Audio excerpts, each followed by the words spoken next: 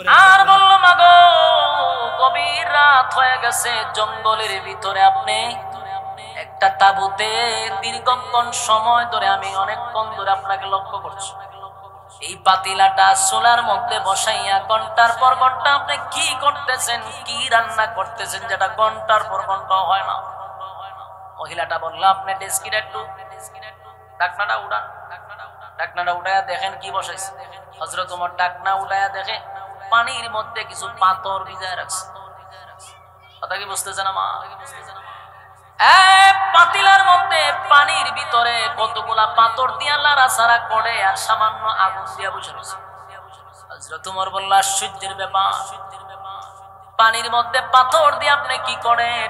বলে এই তাঁবুর ভিতরে আমার দুইটা সন্তান আছে, পেটের খিদায় মা মা বলে চিৎকার করে, একটু খাবারের জন্য দুইটা বাচ্চার কান্না আমি মা হইয়া তো বরদাস্ত করতে পারি না। আমার নিজের খিদায় আমার শরীর কাঁপে রে, কিন্তু যখন আমার দুইটা বাচ্চা খাবারের জন্য আমার কাছে কান্নাকাটি করে, আমি তাদেরকে কোথা থেকে খাবার দিব, কেমনে খাবারের ব্যবস্থা করব? তাই রাত্রের বেলা পাথর গুলি পানির মধ্যে চুবাই আমি আগুন দিয়া আমার বাচ্চাদেরকে একটা বুঝ দিলাম, রান্না হচ্ছে, তোমরা একটু সবর করো। আর এই রান্নার অপেক্ষায় অপেক্ষায় যেন আমার বাচ্চাগুলি ঘুমিয়ে যায়। দেখেন না তাকায়া, রান্নার অপেক্ষায় অপেক্ষায় আমার দুটা বাচ্চা অলরেডি ঘুমায়া গেছে। হযরত ওমর এই দৃশ্যগুলি দেখে চোখের পানিগুলো ছেড়ে দিল, কিন্তু উনি বুঝান নাই আমি দেশের প্রধান। মহিলাটা বলল, হযরত ওমর বলল মাগো এই জঙ্গলে এই তাঁবুর ভিতরে আপনি একা একা কি করেন? মহিলাটা বলল আমার স্বামী নাই, আমার স্বামীটা যুদ্ধের ময়দানে শাহাদাত বরণ করছে, কেউ নাই। আমি মহিলা মানুষ, বাচ্চাটা কুলারে নিয়ে অনেক কষ্টে আছে। এই দেশের বাদশা শুনছি হযরত ওমর, শুনলাম উনি নাকি দেশ পরিচালনা করে, কিন্তু আমি আল্লাহর আদালতে উমরের ব্যাপারে নালিশ করব। উমরের সামনে দাঁড়িয়ে হযরত ওমরের শরীরের মধ্যে কম্পন সৃষ্টি হয়ে গেছে রে। হযরত ওমর কাঁপতে শুরু করছে। মহিলা যে অভিযোগ করলো আমি কিয়ামতের ময়দানে উমরের ব্যাপারে আল্লাহর দরবারে নালিশ করব, আমার বাচ্চাগুলি আমি সহ না খাইয়া আমরা দিন তো দিন মৃত্যুর দিকে ধাবিত হচ্ছি। হযরত ওমর কি একবারও চিন্তা করলো না আমার কাছে কেন খাবার পৌঁছালো না? হযরত ওমর বললেন মাগো আমি আসার আগ পর্যন্ত আপনি জায়গা পরিবর্তন করবেন না গো মা। মহিলা চিন্তা না হলো, মহিলারে রাইকা দৌড়াইয়া হযরত ওমর গেলেন বাইতুল মালে। ইয়া সেখানে নিজের হাত দিয়া বস্তার ভিতরে আটার বস্তায় আটা বললেন, সবজির বস্তায় সবজি বললেন, অনেক কিলো গুছাইয়ার পরে একদম খাদেম আছে রে আমার রে বুঝছেন না কারোর ফিডো তুলতেছে, ওর তো পৃথিবীর বাদশা হযরত ওমর হয় আমার কাঁদে দে কর্মচারী গো সারিডে কিতা কোন আপনার খাদু লইবে না আমি থাকতে, এটা তো আমার কাছে দপ্তরের কাজ না। হযরত ওমর কয় কিয়ামতের মাঠে আমার শাস্তি কি তুই ভোগ করবি? আমার শাস্তি তুই ভোগ করবি না, সুতরাং আমার শাস্তি আমারে ভোগ করতে দে, আমারে তাড়াতাড়ি জাহান্নাম থেকে আমার বাঁচতে হবে, আমার কাজ আমারে করতে দে। অবস্থাটা হযরত ওমর নিজেই কাঁদে নিলেন, কাঁদে লইয়া জঙ্গলের ভিতরে দৌড়াইতে দৌড়াইতে ওই মহিলার তাঁবু পর্যন্ত পৌঁছে গেছে। হযরত ওমর ওনার শরীর কাঁপতেছে, কারণ মহিলা যে কথা বলছে আল্লাহর কাছে বিচার দিব। হযরত ওমর শরীরের মধ্যে কম্পন শুরু হয়ে গেছে। উনি নিজেই আটা লামাইয়া নিজেই রুটি বানাইছে, রুটি বানাইয়া তরকারি পাক কইরা বাচ্চাদেরকে ঘুমতে তুলে নিজের হাতে বাচ্চাদেরকে খাওয়াইছে। সুবহানাল্লাহ। বাচ্চাদেরকে খাওয়াইয়া এবার হযরত ওমর বলেন মাগো আপনি খান। এবার মহিলা বলেন বাবা রে উমর রে দেশের রাষ্ট্রনায়ক না বানাইয়া তোমার মতো যুবকরে যদি দেশের রাষ্ট্রনায়ক বানাইতো তাহলে দেশের একটা কুকুর যেত না। এবার হযরত ওমর বলল মাগো আমি আপনাকে একটা কথা বলে যাই, আগামী কাল আপনি যাবেন উমরের রাজ দরবারে, সেখানে গেলে আমার ভাইবেন, আপনি যাই মহিলা বলেন অবশ্যই আমি উমরের কাছে যাব। ঠিকানা ওখানে দিছে, আমরা যাই না। অফিস টাইমে হযরত উমর সিংহাসনে বসা না, রাজার চেয়ারে তো হযরত উমর বসা, আর মহিলা তার বাচ্চা কাচ্চা নিয়ে যখন রাজপ্রাসাদে ঢুকছে, ঢুকার পরে যখন দেখলো চেয়ারে বসা একজন মহিলা বুঝতে লাগছে ঘটনা কি তার, এই লোকটাই তো গতকালকে আমার তাঁবুতে গেছিল, যেহেতু এই চেয়ারে বসা নিশ্চয়ই উনি দেশের প্রেসিডেন্ট হযরত উমর, তাহলে ঘটনা তো উল্টা পাল্টা করলাম, তো আমার গর্দান যাইব। মহিলা বয়ে তরতর করে, উমর তো মারাত্মক সাংঘাতিক। মহিলা সেখান থেকে বলেন, কাছে গিয়া বলেন হুজুর বুঝতে পারি নাই আমি অন্যায় করছি, অপরাধ করছি, আমি আপনাকে চিনতে পারি নাই, তবে এখন আমি ভালো করে চিনতে পারছি। গতকালকে আপনি আমার বাড়িতে গেছিলেন, আমার তাবু খাবার নিয়ে গেছেন, আমি না জেনে না বুঝে আপনার ব্যাপারে অনেক কথা বলছি, আমারে মাফ করে। হযরত ওমর চেয়ার থেকে লাইমা বলেন, মাগো আজকে এই জায়গায় দাঁড়াইয়া সবার সামনে আপনি বলেন আমার প্রতি কোনো অভিযোগ আপনার আছে? হযরত ওমর চোখ দিয়া পানি পড়ে। মহিলা কয়, না, নিজে দেশের রাষ্ট্রনায়ক হইয়া নিজের কাঁধে এত বড় বস্তা বহন করে আমাকে খাবার বানায় খাওয়াইছে। ওমর বলে, মাগো এদের সামনে আপনি একবার বলেন কিয়ামতের ময়দানে আপনি আমার বিরুদ্ধে কোনো নালিশ করবেন না। আজকে থেকে আপনার সমস্ত দায়িত্ব রাষ্ট্র বহন করবে। আমার যুবক ভাইয়েরা, দেশ তো হযরত ওমরও চালাইছে, দেশ আবু বকর চালাইছে, উসমান চালাইছে, হযরত আলী দেশ পরিচালনা করছে। তারা যখন দেশ পরিচালনা করছে তখন মানুষ তার হক আদায় করছে, মানুষের হক আদায় করছে, অধিকার থেকে তারা বঞ্চিত হয় নাই। আজকেও যদি মানুষ আমরা সব ভুলে গিয়া যদি ইসলামকে প্রাধান্য দিতাম, সব বাংলা তো আমরা দেখলাম রে, এবার যদি একবার ইসলামের বাংলাটা দেখতাম তাহলে কিন্তু আপনারা বুঝতেন ইসলাম ক্ষমতায় আসলে পরে দেশ কেমনে চলে। চুরি নাই, ডাকাতি নাই, চাঁদা নাই, টেন্ডারবাজি নাই। কেউ আপনার দোকানে গিয়া বলবে না যে টাকা দেন, আপনার মেয়েরে কেউ প্রিজিং করবে না। আশোকনা যত বাধা, যত জোর সাইক্লোনে, রাসূলের পথে মোরা চলবই চলবই, এ জীবনে বাঁচি রেখে দিনের নিশাদ মোরা বাংলার আকাশে উড়াবই। মোরা কামানের মুখোমুখি দাঁড়িয়ে, মোরা কামানের মুখোমুখি দাঁড়িয়ে আল্লাহু আকবার বলবো। আশোকনা যত বাধা, যত জোর সাইক্লোনে, রাসূলের পথে মোরা চলবই চলবই চলবই, এ জীবনে বাজি রেখে দিনের নিশান মোরা বাংলার আকাশে উড়াবই। আমাদের দেহে বহে জিহাদি রক্ত, প্রাণে প্রাণে বিপ্লবী ঝংকার, তাকবীরে তাকবীরে বাতিলের মসনদ, কত ভেঙে করেছি যে চুরমার, কত ভেঙে করেছি যে চুরমার, কত ভেঙে করেছি যে চুরমার। এই শির অবনত আল্লাহর কাছে, শুধু নয় কোনো তাগুদের কাছে। শহীদ কাফেলা নিয়ে যাব জানি একদিন মকসুদে মঞ্জিলে পৌঁছে, মকসুদে মঞ্জিলে পৌঁছে, মকসুদে মঞ্জিলে পৌঁছে। আমাদের ছোট হৃদয়ে, আমাদের ছোট হৃদয়ে রাসূলের প্রেম ছবি আঁকবো। আশোকনা যত বাধা, যত জোর সাইক্লোনে, রাসূলের পথে মোরা চলবই। আওয়াজ দিয়ে দিব, চলবই, জোরে চলবই, এ জীবনে বাজি রেখে দিনের নিশান মোরা বাংলার আকাশে উড়াবই। কালেমায়ে শাহাদাতে জপে জপে আমরা বেরিয়ে পড়েছি পথে পথে। কেদো না মাগো যেতে দাও পীরি মাশায়েখদের সাথে, পীরি মাশায়েখদের সাথে। কথা হন ঠিক নেই? আওয়াজ দি না, আওয়াজ না দিলে গজল কেমন হইতো বলছে। আরো জোরে কইতে আওয়াজ দিতেব, আওয়াজ ছাড়া এই সমস্ত বিপ্লবী সঙ্গীত পাওয়া যায় না। কালেমায়ে শাহাদাত জপে জপে আমরা বেরিয়ে পড়েছি পথে পথে। কেদো না মাগো যেতে দাও পীরি মাশায়েখদের সাথে, পীরি মাশায়েখদের সাথে। বেদিনের পাঞ্জায় বিশ্ব মুসলমান, কান্নায় বাঁধছে নীল আকাশ। আমরা ফোটাবো হাসি মাসলুমানের মুখে, বুকে জোর তুলেছে বিশ্বাস, বুকে জোর তুলেছে বিশ্বাস। পৃথিবীর আমানিশা, পৃথিবীর আমানিশা, সত্যের আলো দিয়ে টোটাবো। অশোক না যত বাধা, যত জ্বর সাইক্লোন, রাসূলের পথে মোরা চলবই, চলবই।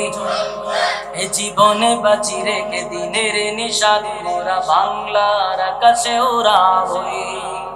মোরা কামানের মুখোমুখি দাঁড়িয়ে, মোরা কামানের মুখোমুখি দাঁড়িয়ে আল্লাহু আকবার বলবো।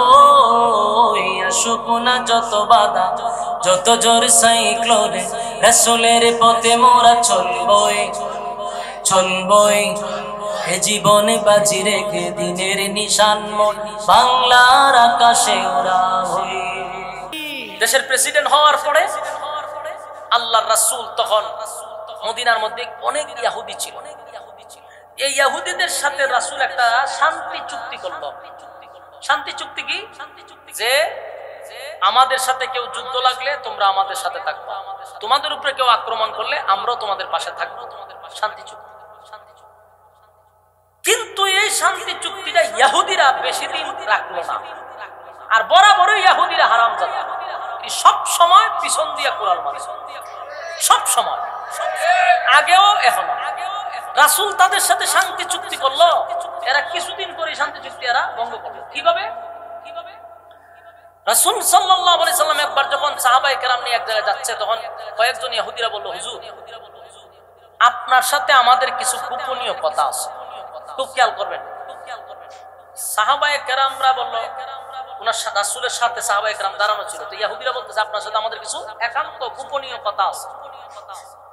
সাহাবায়ে কেরামদের একটু সন্দেহ লাগলো, কিরে আমরা আছি একসাথে কথা বলবে, রাসূলকে আলাদা নিয়ে কথা বলবে, এটা সাহাবীদের একটু সন্দেহ লাগছে। রাসূল বললেন, তোমরা টেনশন করো না, এদের সাথে আমার একটা শান্তি চুক্তি আছে, অসুবিধা নাই। রাসূলকে তারা ডাক দিয়া একটা ঘরের ভিতরে নিছে। নেওয়ার পরে রাসূলকে একেবারে দেওয়ালের সাথে, ওয়ালের সাথে রাসূলকে বসাইছে। আর ইহুদিরার উদ্দেশ্য রাসূলকে একা আনার মানে হলো রাসূলকে হত্যা করা। নাউযুবিল্লাহ। এরা প্ল্যান করতেছে রাসূলকে তারা হত্যা করবে। তারা রাসূলকে দেওয়ালের সাথে বসাইছে, আর একজনকে বলছে পিছন দিক দিয়া বড় এক পাথর নিয়ে দেওয়ালের উপর থেকে রাসূলের উপর ছেড়ে দিবে। এই হলো ইহুদিদের প্ল্যান। রাসূল তো সরল মনে ভিতরে গেছে, কারণ এদের সাথে শান্তি চুক্তি হয়েছে, এরা তো আমার সাথে আক্রমণ করার কথা না। কিন্তু জাতে তো ইহুদি, নিকৃষ্ট জাতি, নিকৃষ্ট জাতি। রাসূলকে ঘরের ভিতরে বসে পড়ে, আর এই ইহুদিরা ইশারা দিছে ওই ওয়াল টপকায় উপরে উঠা পাথর মার। কিন্তু ঘটনাক্রমে জিবরাইল রাসূলের সাথে আয় বলেন, হুজুর তাড়াতাড়ি উঠেন, আপনাকে হত্যা করার প্ল্যান করতেছে ইহুদিরা। রাসূল সাথে সাথে এখান থেকে উঠে গেলেন, উঠে চলে গেলেন। এর কিছুদিন পরে আল্লাহর রাসূল ঘোষণা দিলেন, কোন একটা ইহুদি মদিনায় থাকতে পারবে না, এদেরকে বিদায় করো। এই সবগুলা ইহুদিরে মদিনার থেকে বিদায় করে দিয়েছে। এটি এক জায়গায় গিয়ে আশ্রয় নিচ্ছে। রাসূল আরবি সাল্লাল্লাহু আলাইহি সাল্লাম ইন্তেকালের সময় সাহাবায়ে কেরামদেরকে বারবার বলছে, একটা ইহুদিও যেন মদিনায় ঢুকতে না পারে, মদিনার এরিয়ার ভিতরে যেন কোনো ইহুদি না ঢুকতে পারে। তো রাসূল সাল্লাল্লাহু আলাইহি সাল্লামের অবাক হয়ে গেল, ইন্তেকাল হওয়ার পরে খেলাফতের দায়িত্ব কে পাইল? হযরত আবু বকর সিদ্দিক রাদিয়াল্লাহু আনহু, উনি খেলাফতের দায়িত্ব পেলেন। ওই ইয়াদ করবেন, মনে রাখবেন, ওয়াজ শুনতেছেন মনোযোগ দিয়ে শুনেন। দেখেন প্রথম প্রেসিডেন্ট কে ছিল? রাসূলুল্লাহ সাল্লাল্লাহু আলাইহি সাল্লাম। রাসূলের পরে এখন কে প্রেসিডেন্ট? আবু বকর। আমরা জিগায় রাজনীতি বলে ভাইছি, আমরা জিগাইবার দরকার ছিল, তোরা রাজনীতি ভাইছ তো। আর আমরা তো পিছনে একটা ডকুমেন্টস আছে যে আমরা সরাসরি রাসূলুল্লাহর কাছ থেকে রাজনীতি শিখছি, তোরা হইলে কো হুল্লা আমরা জিগা। তো যাই হোক, আবু বকর সিদ্দিক উনি এবার দেশের রাষ্ট্রনায়ক, দেশ পরিচালনা করছে, তাদের কাছ থেকে আমাদের শিক্ষা দরকার। স্বর্ণ যুগ ছিল, স্বর্ণ যুগ, সেই যুগটা ছিল স্বর্ণের যুগ। রাতের আধারেও যদি পুরা মালবাহী উট যদি রাস্তা দিয়ে যাইতো, এটার মধ্যে কেউ স্পর্শ করতো না। কতটা নিরাপদ ছিল। খলিফাতুল মুসলিমিন হযরত আবু বকর সিদ্দিক রাদিয়াল্লাহু তাআলা উনি দেশ পরিচালনা করছে। কতটুক চিন্তা করেন, উনি যখন খেলাফত হাতে নিছে তখন সাহাবায়ে কেরামদেরকে, জনগণকে উদ্দেশ্য করে একটা বক্তব্য দিলেন যে শুনো, তোমরা আমাকে দিনের কোন একটা সময় আমার সুযোগ দিতে হবে, অথবা আমাকে সপ্তাহে 2 দিন সময় দিতে হবে।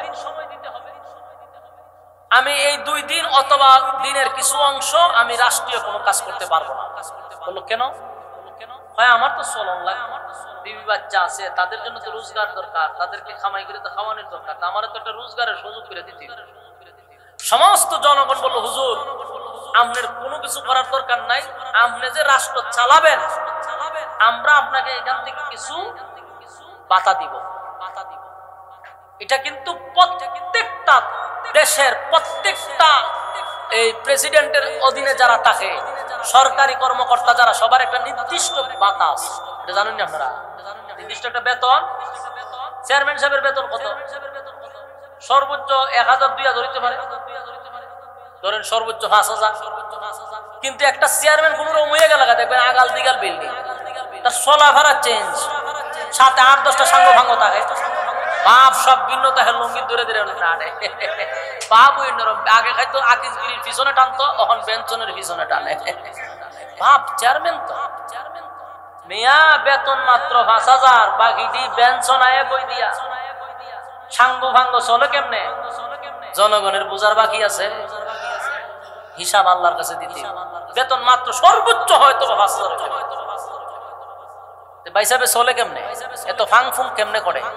হয় কারো গমের টেকা মারে, চাউলের টেকা মারে, বিধবা বাথা মারে, নাইলে খাল বিলের বালু সিমেন্ট রড এটা খায়, এছাড়াও উপায় নাই তো। কি বেতনে সে এত ফাং ফুং করে চলার তো কথা না। আপনারা এলাকার কথা বলতে না, সারা বাংলাদেশের কথা বলতে, আপনারা বেজার হইন না, সব জায়গা তো একই অবস্থা। এখন কত হইলো, হযরত আবু বকরকে বললো যে হুজুর আপনি রাষ্ট্রটা চালান, আপনার যে বাধা দেবো এটা দিয়ে আপনার সংসারটা চালাইতে পারবেন, তবে আপনার মূল্যবান সময় অন্য হানার দিয়ে না।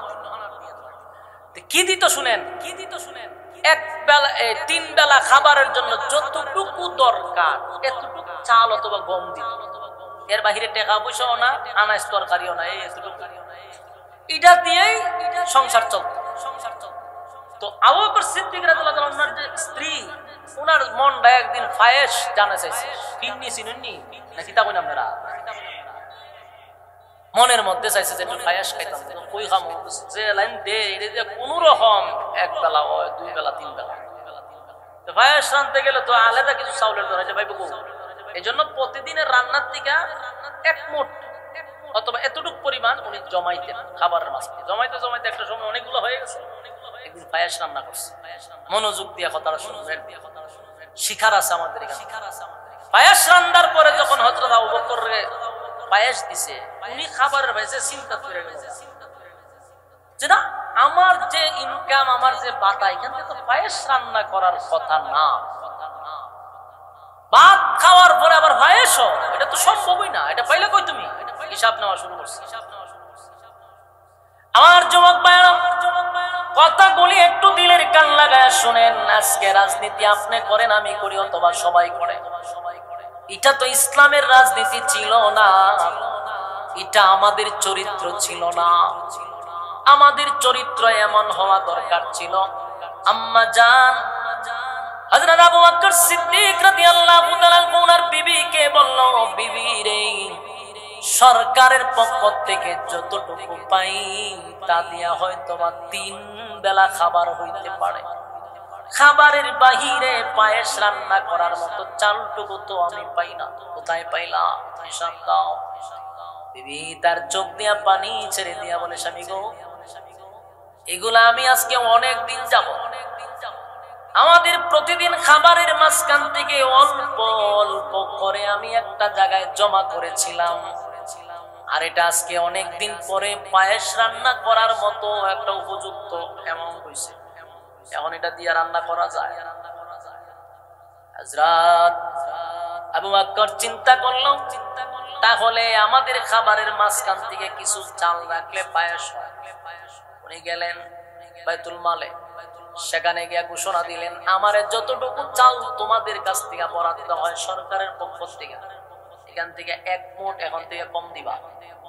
সুবহানাল্লাহ, বাড়ি দেওয়া হবে 1 মুঠ কম দিবা। এখন আমার তো হইতেছে, তাহলে প্রতিদিন যেহেতু আমি খানা খাইছি 1 মুঠ সরাইলেও যেহেতু খাবার হয়, 1 মুঠ চাল বেশি দেওয়ার দরকার নেই। সুবহানাল্লাহ, সুবহানাল্লাহ। এরা দেশ পরিচালনা করছে, দেশ পরিচালনা করছে তারা। এটা ছিল ইসলামের সিস্টেম। আজকে আমরা নিম্ন শ্রেণীর থেকে একজন লোক যদি কোন রকম রাজনীতিতে গিয়ে ঢুকতে পারে, আঙ্গুল গুল্লা গলা গাছ হয়ে যাবে। হ্যাঁ, ফিউন হইল 400 কোটি টাকার মালিক হয়ে যাবে। এটা ফিউনে কত কোটি? 400 কোটি টাকার মালিক হয়ে যায় একটা ফিউন। এটা সোনার বাংলাদেশের রাজনীতি। এর লিগে তো আমি রাজনীতি মানছে তো পাগল করে অগল টেকা তো রাজনীতি। রাজনীতি ছাড়া আগাল দিগাল বাড়ি ওঠার কোন সিস্টেম নেই। আমার যুবক ভাইরা, হযরত আবু বকর সিদ্দিক রাদিয়াল্লাহু তাআলা দেশ পরিচালনা করছেন। 1 মুঠ চাল সেখান থেকে সরাইয়া এই ফিন্নি খাওয়ার জন্য অথবা পায়েস, কিন্তু উনি বুঝতে পারছেন 1 মুঠ সরাইলে আমার কোনো ক্ষতি হয় না, আমার খাবার চলে, তাহলে 1 মুঠ আমার দরকার নেই। ওখানে ঘোষণা করে দিচ্ছে যে আর এখান থেকে এখন থেকে যতটুকু দোকান থেকে 1 ফুট কম দিও। সুবহানাল্লাহ। এরা দেশ পরিচালনা করছে। আমার যুবক ভাইয়েরা, আবু বকর যখন দুনিয়া থেকে বিদায় হয়ে গেল, এরপরে যিনি দেশের প্রেসিডেন্ট ছিল, অর্ধ পৃথিবীর যিনি প্রেসিডেন্ট, ওনার নাম হলো খলিফাতুল মুসলিমিন হযরত ওমর। হযরত ওমর যদিও গরম, আবু বকর যেদিন ঘোষণা দিয়ে গেলেন, ওনার ইন্তেকালের আগে ঘোষণা দিলেন, আমার পরে তোমরা যদি কাউরে খলিফা বানাও, আমার কাছে সবচেয়ে যোগ্য মনে হয় হযরত ওমর। সব সাহাবীরা না, 2-1 সাহাবীরা একটু আপত্তি জানাইছে যে হুজুর উনারা তো প্রেসিডেন্ট বানাইতেন, কোনো অসুবিধা নাই, কিন্তু ওনার রাগটা বেশি, অতিরিক্ত রাগ। যদি আজকে মনে করেন কুরবানি শুরু করে দেয়, রাগ তো বেশি। আবার প্রেসিডেন্ট হইলে কোনো কাম।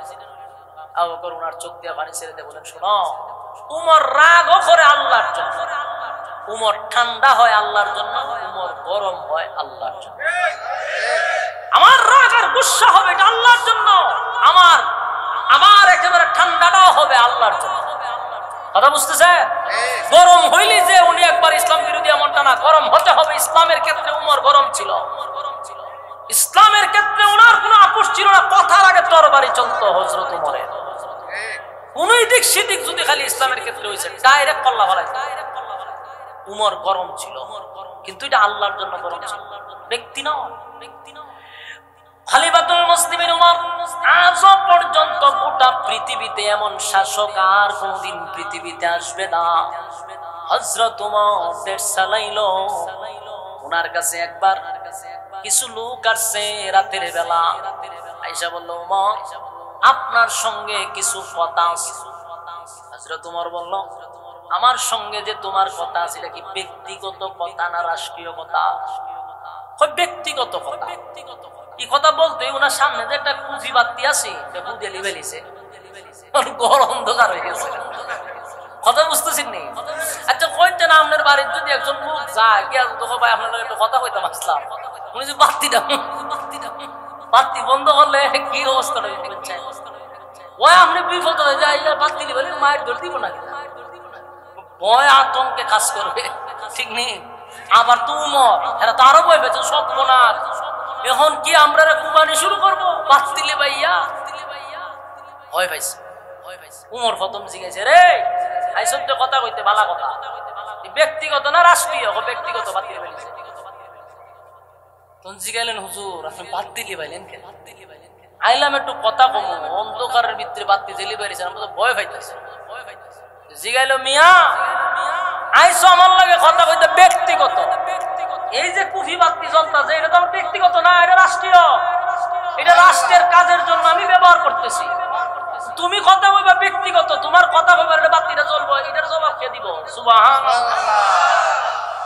দেড় সাল চালাইছে এই বাবা।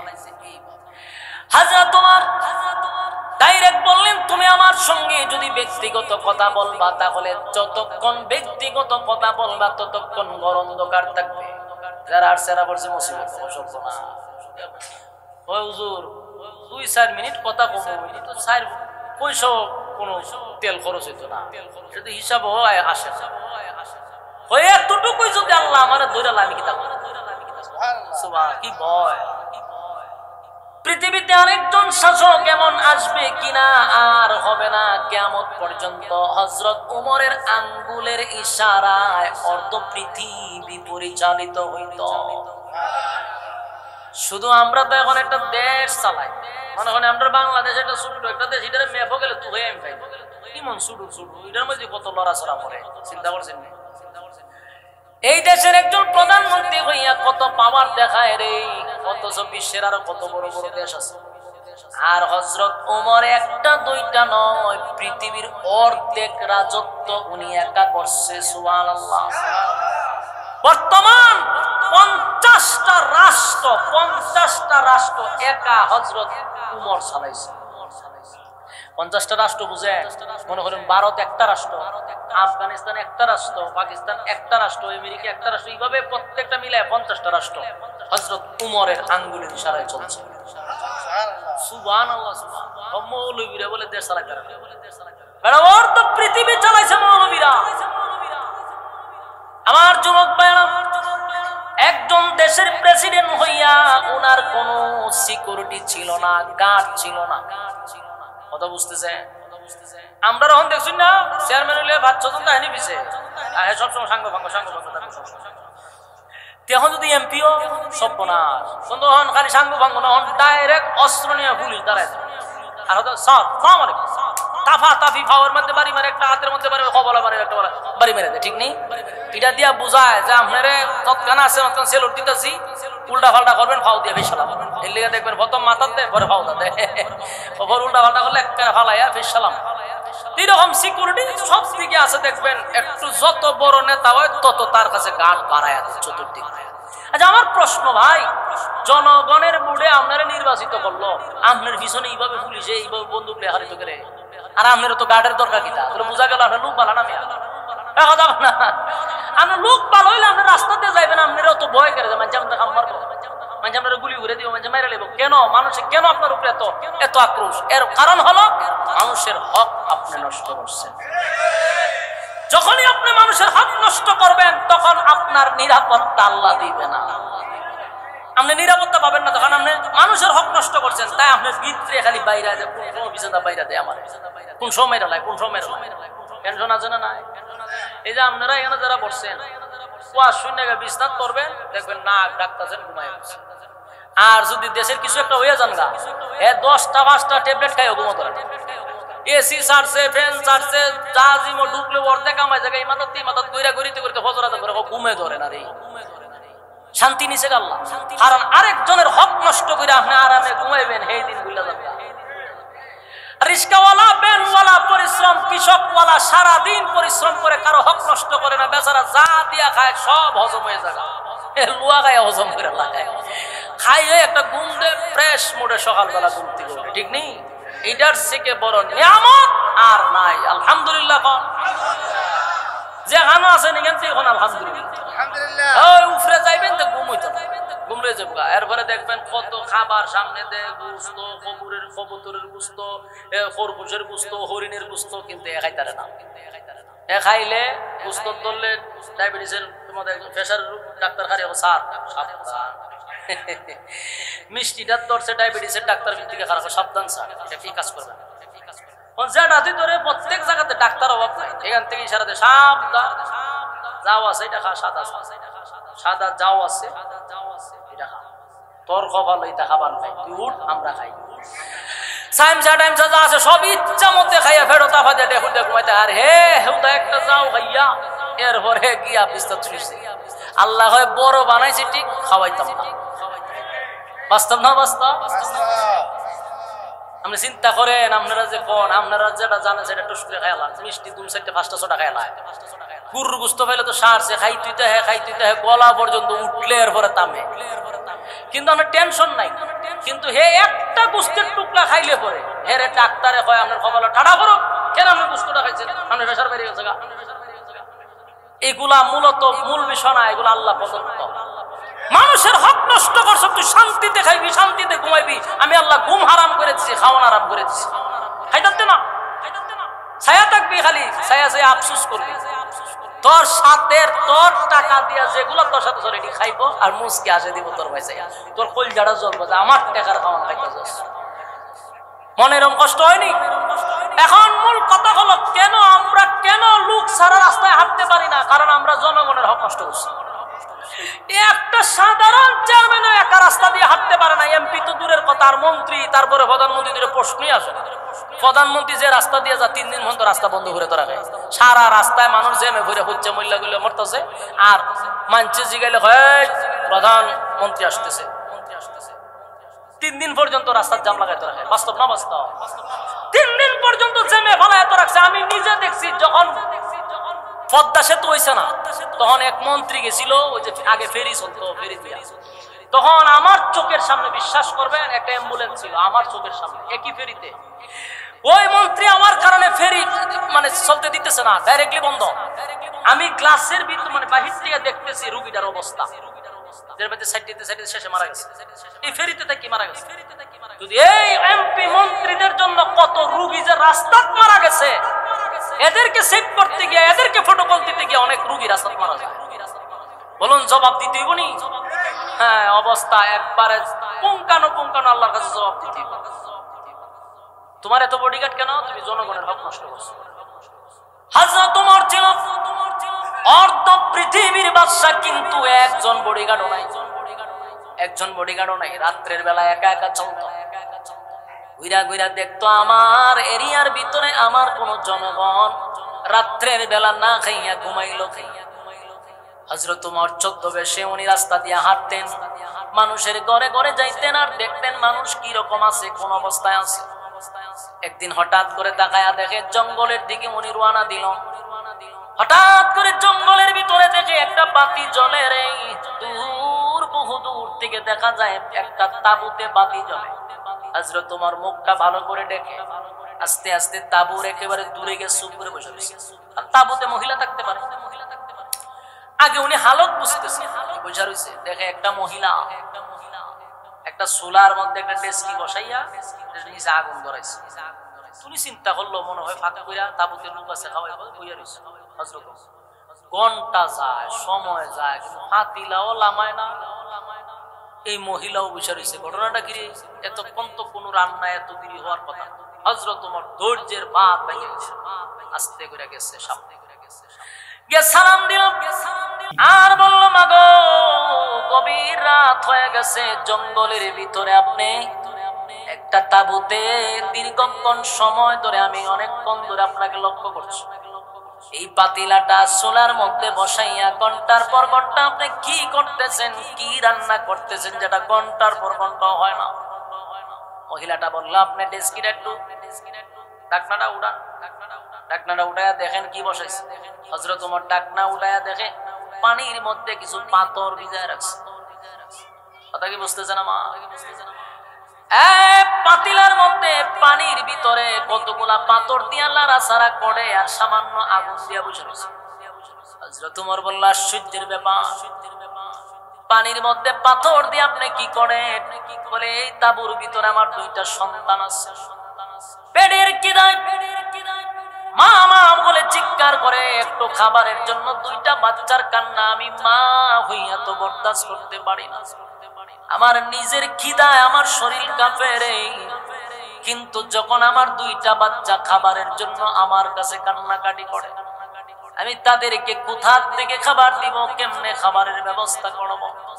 তাই রাত্রের বেলা পাথরগুলি পানির মধ্যে চুবাই আমি আগুন দিয়া আমার বাচ্চাদেরকে একটা বুঝ দিলাম, রান্না হচ্ছে, তোমরা একটু সবর করো।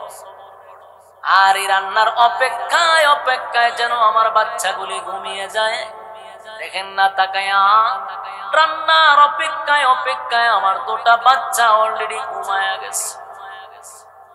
হযরত ওমর এই দৃশ্যগুলি দেখে চোখের পানিগুলো ছেড়ে দিল, কিন্তু উনি বুঝান নাই আমি দেশের প্রধান।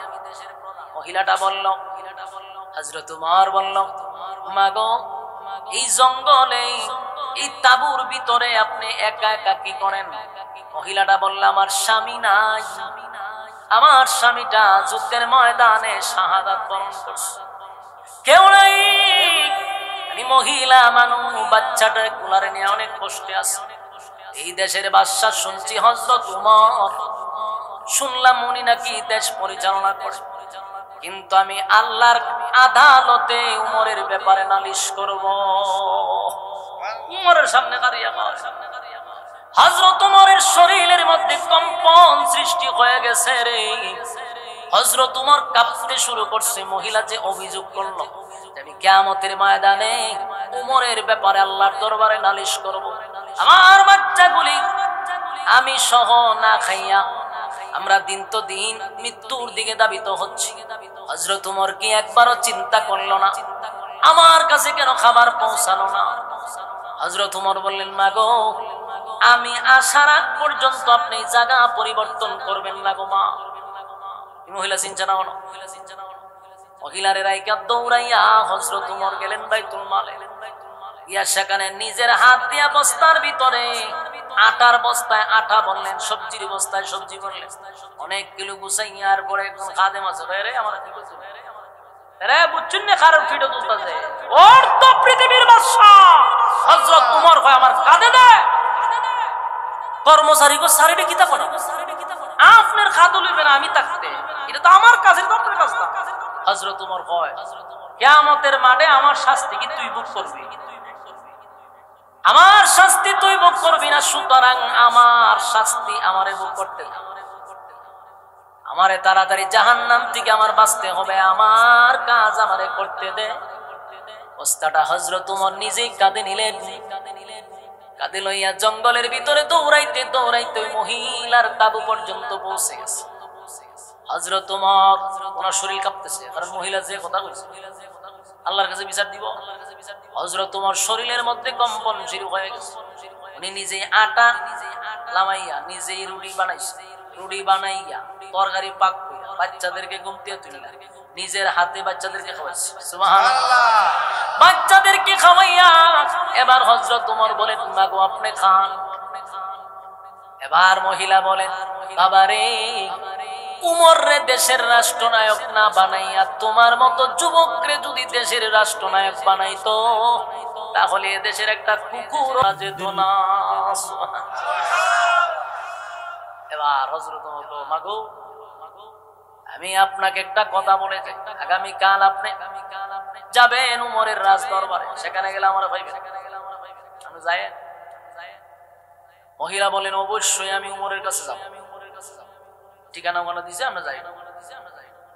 অফিস টাইমে হযরত উমর সিংহাসনে বসা না, রাজার চেয়ারে তো হযরত উমর বসা, আর মহিলা তার বাচ্চা কাচ্চা নিয়ে যখন রাজপ্রাসাদে ঢুকছে, ঢুকার পরে যখন দেখলো চেয়ারে বসা একজন ব্যক্তি, মহিলা বুঝে লাগছে ঘটনা কি তার, এই লোকটাই তো গতকালকে আমার তাঁবুতে গেছিল, যেহেতু এই চেয়ারে বসা নিশ্চয়ই উনি দেশের প্রেসিডেন্ট হযরত উমর, তাহলে ঘটনা তো উল্টা পাল্টা করলাম না, তো আমার গর্দান যাইব।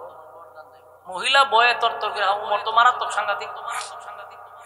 মহিলা সেখান থেকে বলেন, কাছে গিয়া বলেন, হুজুর বুঝতে পারি নাই আমি অন্যায় করছি, অপরাধ করছি, আমি আপনাকে চিনতে পারি নাই, তবে এখন আমি ভালো করে চিনতে পারছি।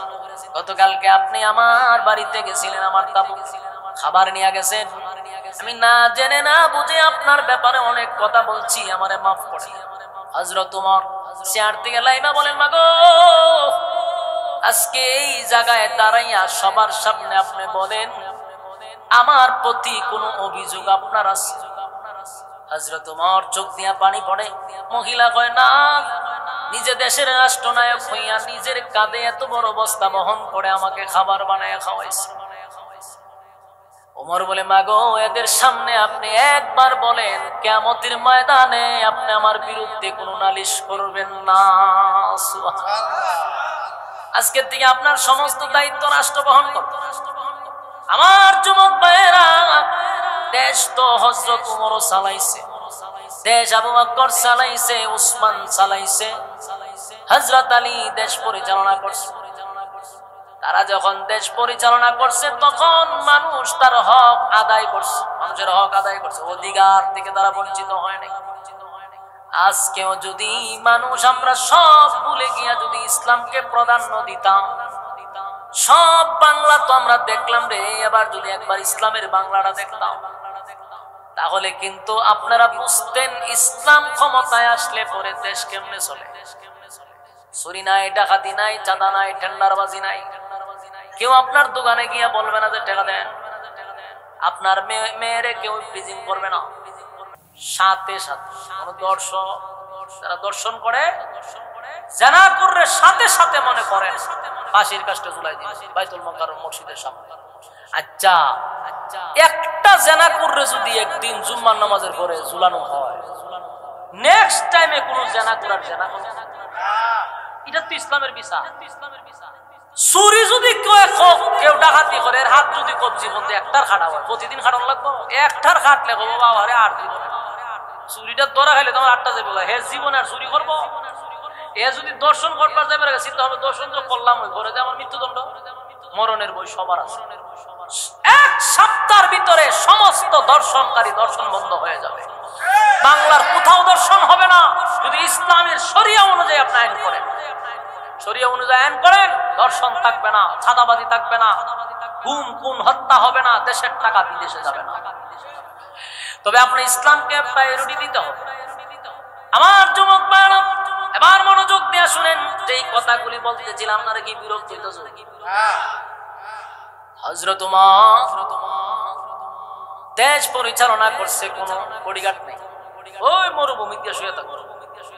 বিভিন্ন দেশের বড় বড় রাষ্ট্রনায়ক রাষ্ট্র ওনার সাথে সৌজন্য সাক্ষাতের লেগে আয়াজ জিজ্ঞাসা তো আপনারা দেশের প্রেসিডেন্ট কোথায়?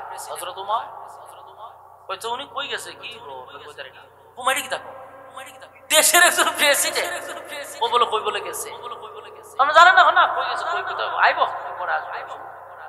হেরা মাথা দাঁত দিয়ে কি দেশের অর্ধ পৃথিবী যার আঙ্গুলের ইশারায় চলে, আমরা যার নাম শুনলে বইয়ের দপ্তর করে এবারে বলে কই গেছে, ওনার বডিগার্ড না, কি এর বডিগার্ড কি, কোনো বডিগার্ড নাই। আপনারা ভাইবেন ও মরুভূমি কে বসে আছে, হেরা তো মনে হচ্ছে ভাগন ছাগলের দল আইলা ঘটনা কি তা, একটা প্রেসিডেন্টের বলে খবর নাই। তারা কি করবো, শেষে বাদ দইয়া মরুভূমিতে আটা শুরু করছে। গিয়া দেখে উনি ডাইন হাত এইভাবে দিয়া এই মরুভূমির বালুর মধ্যে শুয়ে রয়েছে, আর উটটার এক জায়গায় বাইন্দা রাখছে। ওহন বিভিন্ন দেশ দিয়ে রাষ্ট্রনায়ক রাষ্ট্রেরা দেখিয়া মাথা দাঁত দিয়ে ঘটনাটা কি, উনি দেশের একজন রাষ্ট্রনায়ক, এই যদি হয় উমর, কোন বডিগার্ড নাই, কেউ নাই, একটা মরুভূমির মধ্যে শুয়ে রইল, ঘটনাটা কি? তখন ওখানকার একজন রাষ্ট্রনায়ক বলেন, হ্যাঁ এটা উমরের জন্য সম্ভব, আমাদের জন্য সম্ভব নয়, আমরা সাথে হাজার হাজার সৈন্য নিয়ে চলতে হয়। আর উনি মরুভূমিতে একা শুয়ে রয়েছে, কারণ উনি জনগণের হক নষ্ট করে না, তাই জনগণ ওনার প্রতি ক্ষিপ্ত না, জনগণই ওনার পাহারাদার, উনি আবার পাহারাদার রাখবো কেন, কারণ উনি তো জনগণের হক নষ্ট করে। আমাদের দেশের সব চেয়ারম্যান সাহেবরা যদি, এমপি সাহেবরা যদি রাতের বেলা হাইটা হাইটা তার প্রতিটা ওয়ার্ডে ওয়ার্ডে যদি এইভাবে গরিব দিকা তাদের হক আদায় করে দিত, মানুষের সঙ্গে যদি একেবারে ফ্রি ভাবে চলতো, হ্যাঁ আমরা তো বুড়ের সময় এলে পরে একটা টুপি মাথা দিয়া দেখবেন রাস্তায় আলে আসসালামু আলাইকুম, ভালো নেই, কেমন আছেন, অনেকদিন পরে দেখছি আপনারা, কেমন আছেন, বাপ লয়, আশ্চর্য লাগে আমার কাছে, জীবনে টুপি পরে না, একটা টুপি কিনতেছে আসসালামু আলাইকুম, আসসালামু আলাইকুম হইতে আসসালামু আলাইকুম, হ্যাঁ মুসাফা করে, দোয়া করেন দোয়া করেন, এবারে হত্যান করে দাও টাকা উনিশ একটা ভাজা কিনতে তোরা হ্যাঁ আজান পড়ছি নি, স্যার ওখানে আজান পড়ছে না, মসজিদে মসজিদে গিয়ে নামাজ পড়ে ভিডিও করে দিতে সাইডা নেতায় খুব আমলি ফুলের মতো পবিত্র আসেনি রকম। আমার কথা হলো তুমি সারাটা বছর জনগণের সাথে থাকো, বুটের সময় তোমার বাড়িতে আসতে হবে না, জনগণ তোমার নিয়ে ভোট দিয়ে দুইরম নেতা আমাদের দরকার। তুমি বছরে একবার এসে আসসালামু আলাইকুম করবা, ইতাতে ভাই ইসলামী করো, জনগণ বুঝে। তুমি সারাটা বছর প্রত্যেকটা মানুষের হক আদায় করো, তাদের পাশে থাকো, তাদের বিপদে সুখে দুঃখে সব সময় পাশে থাকো, এমন নেতাই তো মানুষ চায়। তুমি যে কোনো দলের হোক, তুমি জনগণের পক্ষে কাজ করো, ভোটের জন্য তোমার চিন্তা করতে হবে না। মানুষ সৎ লোক চায়, মানুষ ভালো মানুষ চায়, ভালো মানুষ পায় না এখন। তুমি বিচারও বইবা এক কান দিয়া দিছে একটা বেনসন সিগারেট আর 1000-2000 টাকা বাস তুমি টাস করে বিচার করে নিলা। অসহায় মানুষেরা বিচার ভানা আর বিত্তশালীরা বিচার লয়ে বাড়ি যায়। এই যে তুমি বৈষম্য করতেছো, এটা এক সময় আপনি আমার জন্য কাল হয়ে দাঁড়াবে, ঠিক কিনা বলেন? কিন্তু উমর উনি জনগণের হক নষ্ট করে না, এই জন্য জনগণই ওনার পাহারাদার, ওনার অন্যভাবে পাহারাদার নিয়োজিত করতে হয় না, জনগণরা তো ওনার পাহারা দিতেছে। তো হযরত উমরের শাসন আমলটা ইহুদিরা খুব ভয় পাইছে। রাসূলের যুগ তো চলে গেল, এরপরে কার গেল? আবু বকরের যুগ গেল, কোনো সুযোগ করতে পারছে না। উমরের যুগ পর্যন্ত ইহুদিরা খুব ভয়ে ছিল। যখন হযরত উমর দুনিয়া থেকে বিদায় হয়ে গেল, এবার আসলো কে? উসমান। উসমান রাদিয়াল্লাহু তাআলা ছিল অত্যন্ত ভদ্র, নম্র, লাজুক প্রকৃতির একজন মানুষ, মানে খুব লজ্জিত হয়, উনি খুব ভদ্র মানুষ। ওই যে ইহুদিদেরকে মদিনা থেকে বিদায় করে দিল, ইয়াদ আসেনি? কথা হয় না? এরা কইল যে এতদিন ধরে আমরা চেষ্টা করতেছি মুসলমানরা এত বিজয় লাভ করে কিভাবে, আর মুসলমানরা যেখানে যায় সেখানেই বিজয় লাভ করে, এটার কারণটা কি? আল্লাহ রাসূলের পর থেকে নিয়ে উমর পর্যন্ত খালি তারা গবেষণাই করছে। গবেষণা করতে করতে করতে করতে একটা জায়গায় গিয়া তারা প্রুফ পাইছে যে হ্যাঁ, মুসলমানরা যেখানে যায় বিজয় হয় কেন, মুসলমানদের এত জয় জয় কেন? তার একটাই কারণ হলো মুসলমানদের মধ্যে একতা আছে। বলুন কি আছে? একতা আছে। একতার কারণে মুসলমানরা যেদিকে যায় সেখানে 1000 থাকলে ইহুদিরা আর 300 জনে 1000 রেসাইজ করে ফেলায় যায়। 60,000-এর সঙ্গে 60 জন একাই যথেষ্ট হয়ে যায়। সুবহানাল্লাহ। মুসলমানদের মধ্যে আছে কি তা? তখন তারা ইহুদিরা গবেষণা করে বাইর করলো যে মুসলমানদের মধ্যে একতা আছে। এখন চিন্তা করলো যে এতদিন পরে যেহেতু আমরা গবেষণা করে পাইছি, উমরের আমল যেহেতু চলে গেছে, এখন আসছে উসমানের আমল।